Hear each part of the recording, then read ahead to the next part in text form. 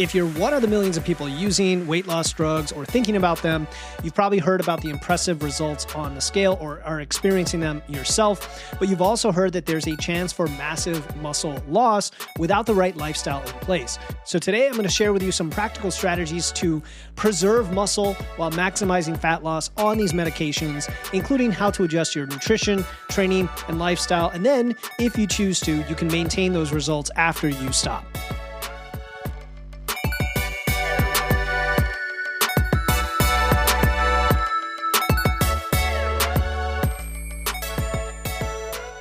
Welcome to Wits and Weights, the show that helps you build a strong, healthy physique using evidence, engineering, and efficiency.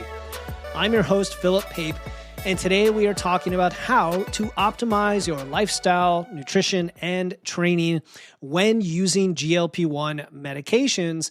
And this is both if you are considering them or you're currently on them, and if you're on them, whether you want to continue using them or come off of them. So I'm very open-minded to all the different scenarios here, and this is not at all going to be a judgment on the medications or your choice to use them, but rather how to make the best use of your lifestyle in the process.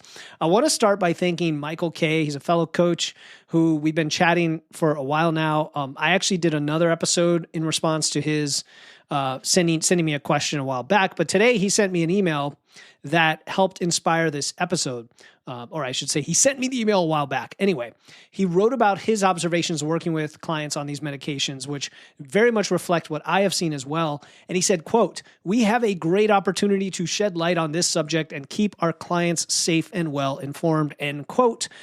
He emphasized the importance of the various lifestyle changes that must be made alongside these medications, and we are going to refer to some research as well. All of this perfectly aligns with what the evidence tells us and is also counter to some of the fear-mongering, like, hey, you're just going to lose a ton of muscle, so why go on these meds? When the reality is you will lose a ton of muscle when you crash diet, whether or not you're on the meds. And so the principles of how to counteract that are going to be the same.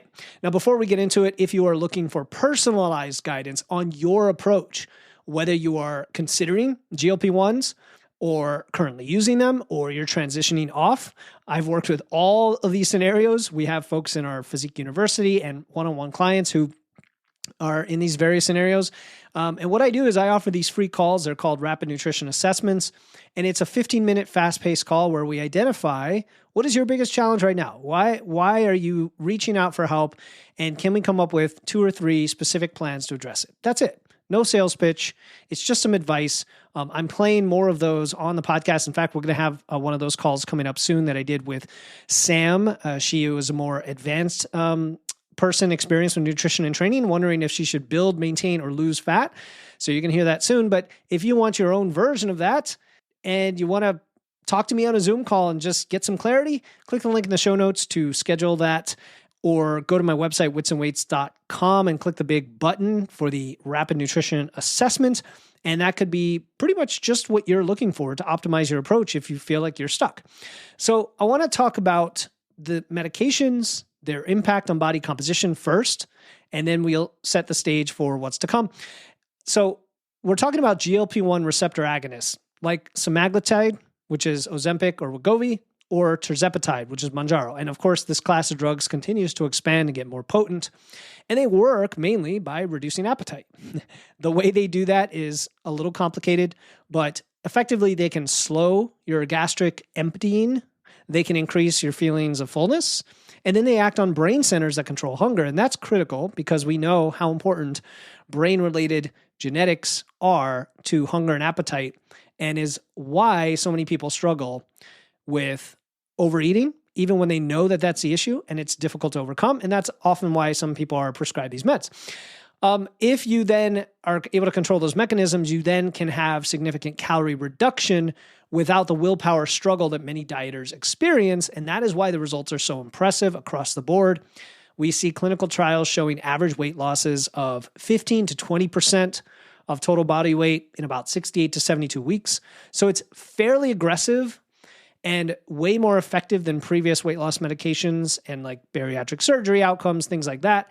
And the numbers are even higher for some of the more advanced, like tirzepatide is higher than semaglutide, and there are new classes of drugs as well. And it's effectively like doing a very rapid or aggressive diet on your own, but people tend to be able to stick with it and see it through because of the reduction in hunger and so on. Now, what's important to understand about body composition, okay, there was a step 1 trial for semaglutide where researchers found that 40% of the weight lost was lean tissue, right? Lean tissue is your lean mass. It includes muscle. It technically includes bone and water as well, but the vast majority of this is what we're talking about is muscle tissue. And there was a similar finding in the SURMOUNT-1 trial for tirzepatide. Now, that does not mean these medications cause muscle loss. Very important to understand. Instead, it's just a natural consequence of rapid weight loss without doing something to preserve muscle.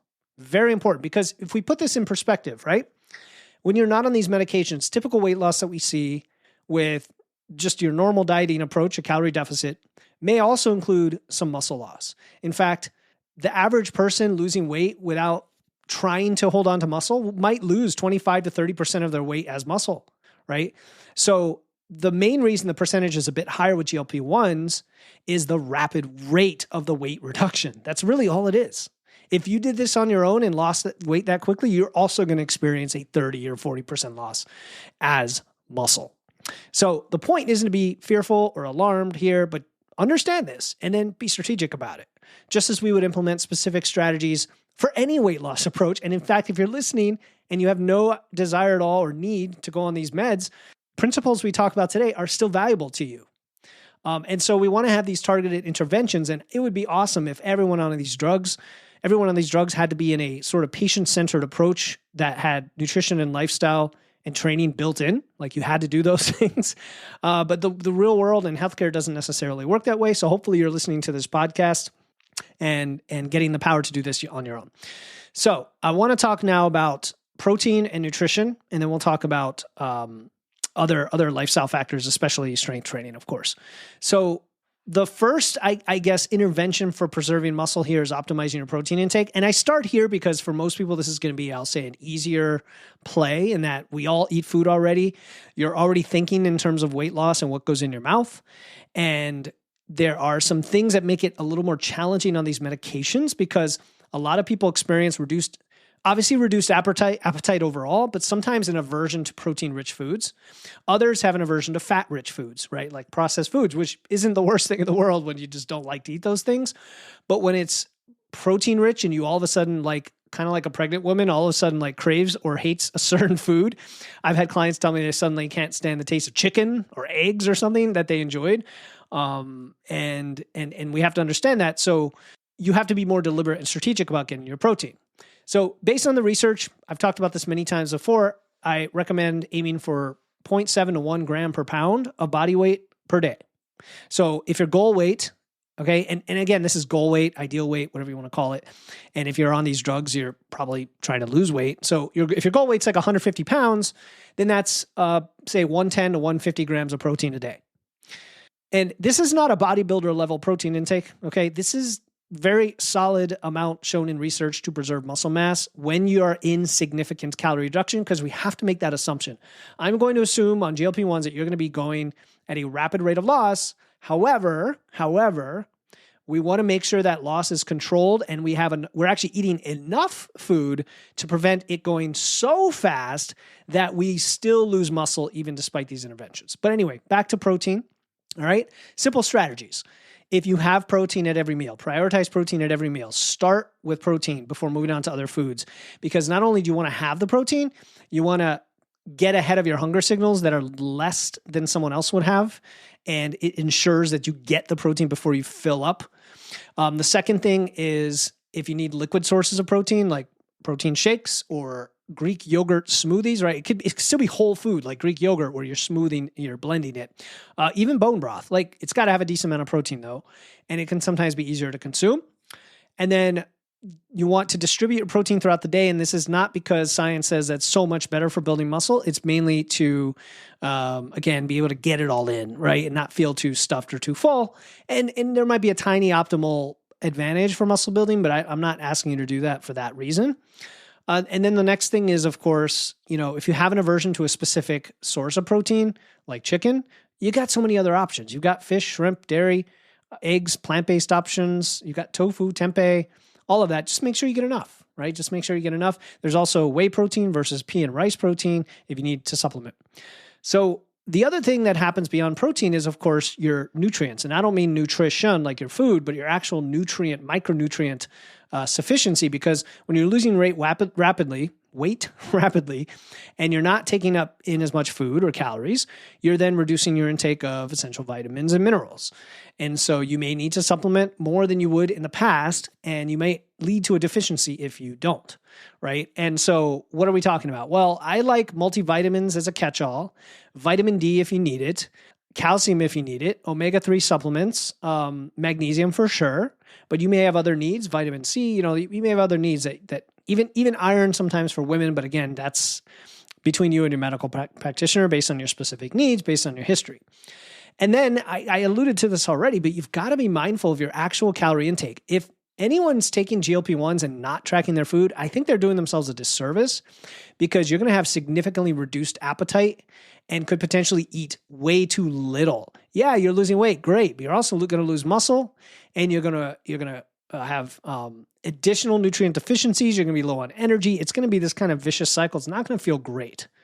So actually, determining your appropriate calorie target, which in my opinion would be no more than 1% of your body weight a week, maximum. Okay. For most people that are not on these drugs, 0.5% is usually reasonable, maybe 0.75. When you're on the drug, because you have so much less appetite, you end up going more aggressively, but sometimes too extreme. So track it. Use MacroFactor. Use my code Wits and Weights to get 2 weeks free. Try it out. Link in the show notes. Use MacroFactor and track your food so that you know how much you're eating and how much you should be eating to continue at that rate. By the way, that's the only app that will do that for you, because it can calculate your metabolism and tell you true calorie targets for you. All right. So if protein is the foundation of preserving muscle from a food perspective, then resistance training is what actually makes that possible. And so listen up. I could have put this as number one, but I wanted to start with the food side because it's very unique to these meds. But resistance training has been clearly demonstrated time and again as the most effective intervention to maintain muscle mass during weight loss. And then when you're not losing weight, of course, it's how you build muscle. And this becomes even more critical when using these meds, mainly because the meds get you to go at a more extreme rate of loss, like we've talked about, but not too extreme, right? Okay. So in practical terms, what this looks like is probably a minimum of 2, but ideally 3 strength training sessions per week, potentially 4 once you get into it and you're like, hey, this is a lot of fun, I'm getting strong, etc. But 3 days a week, full body, mainly compound lifts, and use progressive overload. Now, we're not going to get into great detail on how to do all that in today's episode. If you're not sure what I'm talking about, I've got plenty of episodes on this. I did one recently called Strength versus Hypertrophy. I think it's going to be a classic. It's a really good overview of all the principles. And then from there, you can branch off into other episodes or reach out to me. But I think the most effective approach, just at a high level, includes compound movements that engage multiple muscle groups. So we're talking about squats, or if you can't do squats, leg presses for your lower body, deadlifts for your hamstrings and back and posterior chain, bench presses for your chest, for your triceps, overhead presses for your shoulders, and then like rows or pull downs for your back, for your biceps, things like that. And then you could throw other fun stuff in there if you've got the time and inclination. But for those new to resistance training, I think a very simple 3-day full body using these basic lifts is super solid. Something like starting strength. We've got workouts in our Physique University that will get you started, and then you can move up into more intermediate programs. Definitely working with a coach is super recommended early on, even if it's just a few sessions to get your form dialed in. Or again, if you're working with us or in our Physique University, you can submit videos anytime for free as part of the program and get a form check. And you're going to get where you need to be. You're going to get stronger. You're going to build muscle. And then if you're on these drugs, what this will look like is maintaining all that muscle so that you prioritize fat loss. That is how you lose fat. It's not cardio, right? It's not cardio ever. It's lifting weights, building muscle, holding on to that muscle so that you lose fat. And so that's how we improve our body composition, and you don't get skinny, fat, frumpy, weak, low energy, all of that. speaking of energy, energy can sometimes be quite a bit lower while you're on GLP-1 meds because of the lower calorie intake, especially if you're going more aggressively. So it's kind of ironic, not ironic, but like you've got this ability to eat less because your appetite's less, but then there are other negative consequences if you do it too aggressively. So many of my clients who are on these drugs, I still don't want them to go at the full level of aggressiveness because of the negatives to their other biofeedback, like their energy, like their recovery, their sleep, their stress, and all of that stuff. So you want to have realistic expectations around your workout intensity, right? Your training intensity, because it could be compromised a bit if you're going really aggressively and you don't have much energy. And so I really focus on consistency, right? Getting to the gym 3 days a week and doing the program and trying to progress, right? You're not necessarily going to chase all-time maximum personal records. But if you're listening to this podcast and you're not, and this is all new to you anyway, you're probably going to have some growth regardless. Just get in the gym 3 days a week and do it. Do the training, right? Focus on slowly progressing and do the training. The timing can also help depending on your injections. So here, this is specific to the meds. Some clients find that training shortly after their injection, when appetite is most suppressed, actually allows them to maintain their energy level. But others prefer training like right before their injection or their meal when energy might be slightly higher, right? So it's very personalized, but you need to track this stuff and figure it out.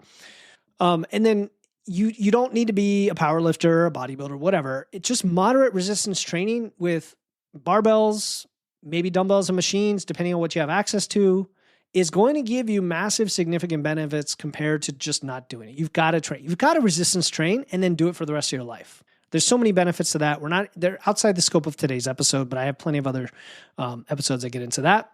And then I think the final piece of the puzzle here is planning for what happens when I'll say if and when you decide to reduce or discontinue GLP-1 therapy. And I say it in that subtle way because some people might feel like they want to stay on it for a while. They're asked by their doctor to do so. There could be metabolic or health reasons for doing so. Maybe you've come off of them and found that it's very difficult for you to continue maintaining your habits, even when you've done everything right. And it's just your brain and your genetics are that. I'm not here to judge. A lot of folks, though, want to try and then eventually get off of the drugs and discontinue them. And they understand that this is a lifelong thing, that we need to do this the right way and set yourself up for success. Because the research is clear that weight regain is very common after stopping these meds. In the Step 1 extension study, participants regained 2/3 of their lost weight within a year after discontinuation. But guess what? This does not have to be your outcome. It's also a very typical outcome, even when people are not on these drugs and go through weight loss. And I think that's actually an empowering statement I just said, because what it means is it's not really the drugs. It's the fact that the drugs allow you to have a calorie deficit, and then the lifestyle is not in place at the same time to allow you to come off the drugs and maintain it. Just like somebody who's not on these drugs loses weight the wrong way and loses muscle and then regains their weight that way. It's the same thing, really. So if you can plan properly, you can maintain your results. And this planning begins months before you stop the medication. So here is my approach to this. I've done this with clients. It works really well. I can refer you to individuals who've done this. It works, okay? The first thing you're going to do is gradually transition to maintenance calories. Okay, you're coming out of a deficit. You're increasing your calories to maintenance while you're still on the medication. And this gives your body time to adapt to higher food intake while the appetite-suppressing effects are still present, with the caveat that you might want to reduce the dose. So you do this in conjunction with your doctor, and you talk to them and you say, hey, I've been working with Philip, or I've been listening to his podcast. I've been training. I've been tracking my food. I've been eating plenty of protein, right? I'm active. I'm an athletic fitness lifestyle individual, not like I was before when I first came to you, doc, but now I am. I've got my lifestyle in place, and I want to eventually get off these drugs. So maybe I'm going to titrate down by a fraction of the dose while you then increase the calories. All right. The second thing is, and this should go without saying, but I want you to make sure that your resistance training program by this point is consistent and progressive, because by the time you start tapering off the meds, this is going to be like a well-established habit. It's just part of your lifestyle. Strength training above all, okay? Third, I want you to learn and practice mindful eating strategies while you're on the meds that you're just going to continue. And that could be a number of things. That could be simply eating slowly, planning your meals in advance, meal prep, meal planning. To me, that is a form of mindfulness as well. It could be, learning to estimate your foods visually so you eat reasonable portions, balancing your macros, right? That's what I mean by mindful, not just the, put your fork down between each bite type of thing, but more of the mindfulness of the eating and the mindfulness of the planning, prep, logging, tracking, all of it. All right. And then I want you to, so this is number 4. I want you to consider a gradual tapering strategy. So I already alluded to this when I talked about going to maintenance. But people have success tapering. This is true of most things, not all, but most types of dosing approaches, where your healthcare provider can help design this for you so your body adjusts to the changing appetite signal, because it is fairly proportional to the medication, right? And so that way you don't just get a sudden rebound and all of a sudden feel like you're starving and you could eat anything. So for most of my clients, I'm going to recommend transitioning not just to maintenance, but actually slowly toward a slight caloric surplus that coincides with the tapering process and gets you into a building growth, high energy state of thinking, right? Where you are now setting up structure and control about your eating, even when you're eating more enough to slightly gain weight. And it's a very different way to live than the reason you gained weight before, where it was uncontrolled. You couldn't control your appetite signals or whatever. Now we're going to direct your increasing appetite toward muscle growth rather than fat storage and towards something that benefits you, right? And that's a beautiful thing, in my opinion. So it's really about having a plan before you stop. I don't want you to just discontinue it and have no strategy, and then even worse, not having done any of these things to begin with anyway, right? You put the lifestyle in place, the training, the protein, the tracking, very simple, right? Just the simple pillars. Yeah, you can increase your step count.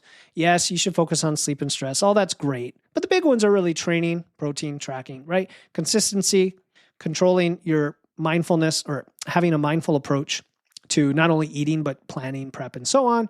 And then tapering your dose down as you bring the calories up, and potentially bring the calories even more up past maintenance to a slight building phase. And it all just lines up really well.